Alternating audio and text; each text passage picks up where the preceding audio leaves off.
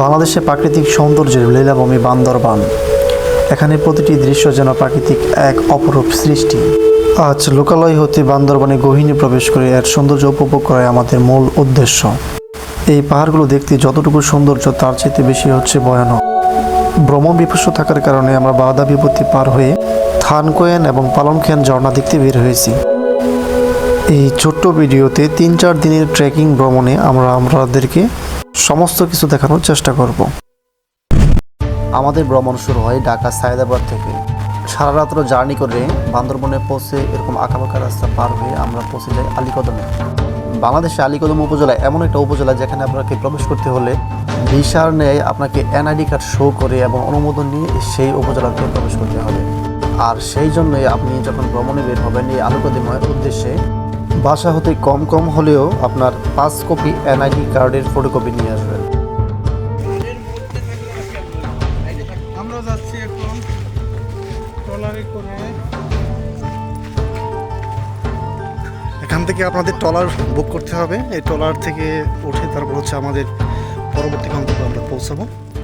তো সর্বপ্রথম আপনারা এসে পৌঁছাবেন আলীকদমে। আলীকদম থেকে রিক্সায় উঠে তারপর হচ্ছে আমরা যে সাইনবোর্ডটা আপনার দেখিয়েছি ভিডিওর মতনই ওই সাইনবোর্ডে এই বাজারে রিক্সাতে আসতে হবে। পরবর্তী এই রিক্সা এখানেই থেমে যাবে।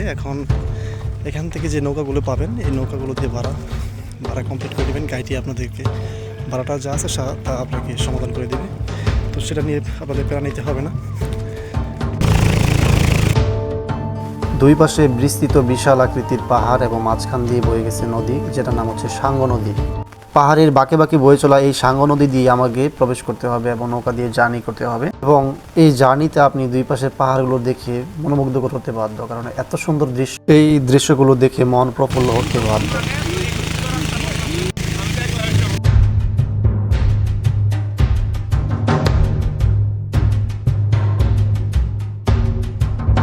আমাদের পাহাড়ের মধ্যপথ দিয়ে যে গিরিপথটা আছে ওখানে আমাদের নৌকাটা আটকে গিয়েছে। তো দেখিয়ে আমরা গভীরতা জায়গায় নিয়ে যাচ্ছি।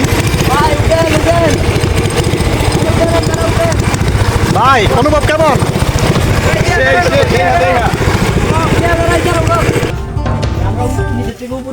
বোর্ডের ভ্রমণ শেষ করার পরে আমাদেরকে একটা ছোটোখাটো বাজারে নামিয়ে দিচ্ছে, যেখানে সেনাবাহিনী ক্যাম্প রয়েছে। বাজার বলতে এখানে 4-5টা দোকান আর কি, সেটাকে বাজার বলা হয়। এই বর্ষা থাকলে কি এভাবে ভ্রমণ করা হবে? দেখছেন কিভাবে আসতেছি। প্রত্যেকটা হচ্ছে একটা সৈনিক দেশের, বুঝছেন? তবে এটা হচ্ছে কোনো দেশ বাঁচানোর সৈনিক না, এটা হচ্ছে ভ্রমণ সৈনিক। ভ্রমণ সৈনিকের এই যে এটা হচ্ছে কমান্ডার। আপনারা অবশ্যই ভালো জুতা পরে আসবেন এবং কাপড় চাপড় বুঝে শুনে আসবেন, কারণ এরকম পথ আপনাকে পাড়ি দিতে হবে। শুধু একটা নয়, অনেকগুলো এরকম নদী আছে, ছোটো ছোটো নদী, যেগুলো আপনাকে পাড়ি দিতে হবে। অবশেষে আমরা পৌঁছালাম থানকোয়েন ঝর্ণাতে। এই ঝর্ণার আসল সৌন্দর্য ফুটে ওঠে বর্ষাকালে, তাই আপনারা বর্ষাকালে কষ্ট করে আসার চেষ্টা করবেন। এমন উঁচু পাহাড়, এটা 4-5 দিন ভ্রমণ না করলে আপনি কখনো বুঝবেন না। এবং আরও উপরে উঠতে হবে। এই যে এখান থেকে আরও উঠতে হবে। খারাপ পাহাড়, অনেক রিস্ক রয়েছে এবং অনেক জার্নি করতে হয়। জার্নি না করলে পারবেন না এবং প্রচুর হার্ড ওয়ার্ক করতে হবে। এই দেখেন সব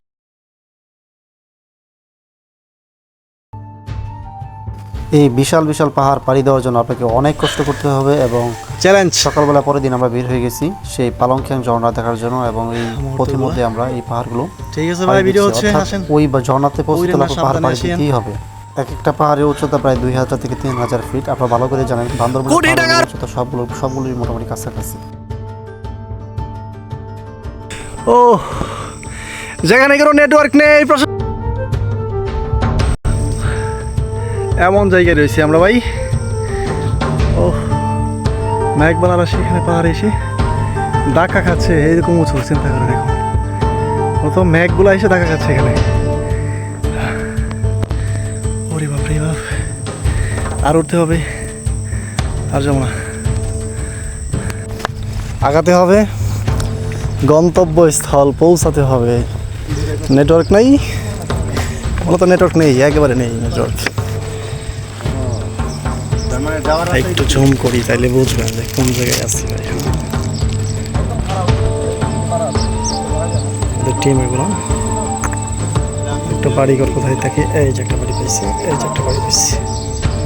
টুক টুক টুক টুক।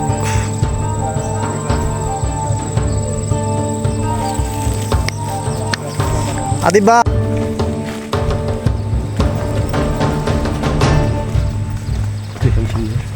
একটু ভিউটা নিয়ে নিই। ভাউ ভাউ চলো চলো চলো।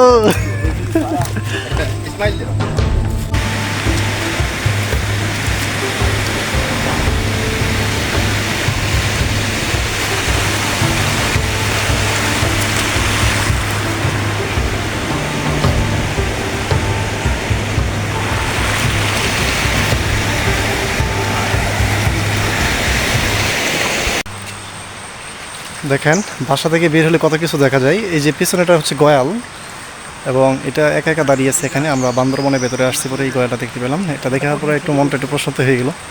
বন্য গয়ালের মধ্যে আসলে আসলে গয়াল দেখা খুব রিয়ার একটা বিষয়, এটা খুব পাওয়া যায় না। এই গয়ালটা মূলত এই ঝর্ণার পাশে আপনার প্রবাহিত পানির পাশে দাঁড়িয়ে আছে। তো আমাদের দিকে ভয় পাচ্ছে। আমি ভাবছিলাম ফার্স্টে আমি ভয় পাবো, পরে দেখি এটা আমাকে দেখে ভয় পাচ্ছে। এটা আমাকে দেখে ভয় পাচ্ছে, অর্থাৎ গয়াল যতটুকু বুঝতে পারলাম এটা মানুষকে খুব ভয় পায়। বাঙালি যদি এটা শুধু শহর অঞ্চলে হতো এটাকে খেয়ে ফেলতো, কিন্তু এই গয়ালটা এখানে থাকার কারণে আসলে খাবার তো দূরের কথা, এটা খোলামেলা চলতেছে। ওগুলো আসলে বনের প্রাণী। এটা আসলে শহর থেকে প্রায় 3-4 দিন মানে ট্রেকিং করে আপনার এখানে আসছি, যার কারণে এখানে আসলে গয়াল পাওয়া স্বাভাবিক, এটা স্বাভাবিক বিষয়। এই সেই ঝর্ণা যেটা দেখার জন্য আমরা এতদিন কষ্ট করে এখানে আসছি।